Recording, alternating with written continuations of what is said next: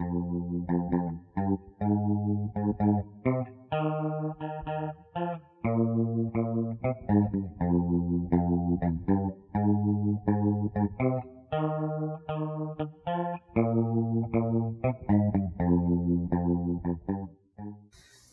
and welcome to this week's edition of Healthy Moments, where I talk about all the health topics I find in the news and other stuff.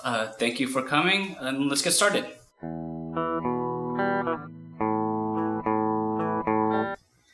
The first article this week is from CNN, and it's called How to Cut Your Risk of Memory Loss. 16 years ago, an elderly Missouri woman started showing signs of dementia. Her daughter was looking for the things that she could do to help her mom. It turns out there's many things they can do, and the mental fog associated with dementia can be resolved with making lifestyle changes. And what's most interesting is that genetic factors rarely have something to do with it. The next article is called Striking Out When Parents Hit. This article talks about the difference between a controlled spank used for punishment versus a reactive, volatile, emotionally uncontrolled spank. So regardless, most parents felt embarrassed or ashamed that they had to punish their kids in the first place. So this makes me want to ask you the question. What do you think? Do you think that it's acceptable to spank your kids, whether it's controlled or whether it's an uncontrolled reaction? Or do you think that physical punishment is a form of abuse regardless of what the intent is? And do you think that spanking should just be a thing of the past and something that should just be abandoned and forgotten? Let me know. Next up is an article about ketamine, which has also been known on the streets as Special K. It's getting a little bit of spotlight in this article called, Is It Safe to Use Ketamine as a Pain Drug? This drug was originally discovered or developed in order to be an anesthetic agent. Recently, they found that in lower dosages, it has an antidepressant effect. To learn more about the study, the link to the article is in the description below.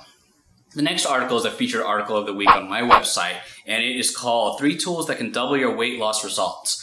Now, this is an article that I wrote that talks about the measuring spoon, the measuring cup, and the ounce digital scale, and basically how it helped me lose twice as much weight a week as I was losing without it.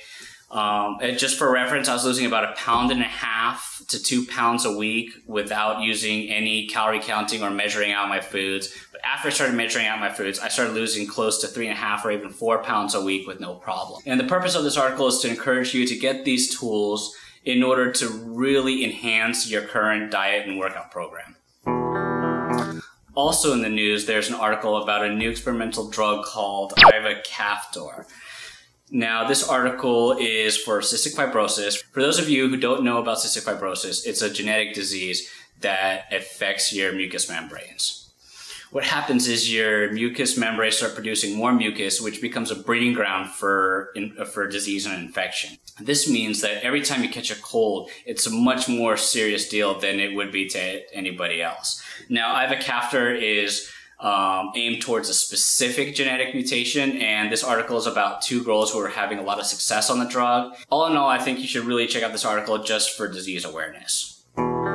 Finally, I'd like to talk about a new type of article that I'm going to start having on my website maybe once or twice a month, and they are recipes.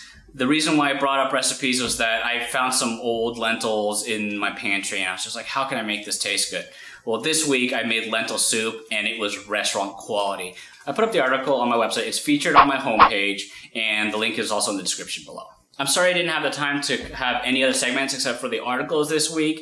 With Battlefield 3, Modern Warfare, my workout schedule, my injuries, all the cooking, etc., etc., etc., I've had a really busy week. I'm sure most of you have had the same busy week, and you won't mind too much. Anyway, have a good one. See you next time.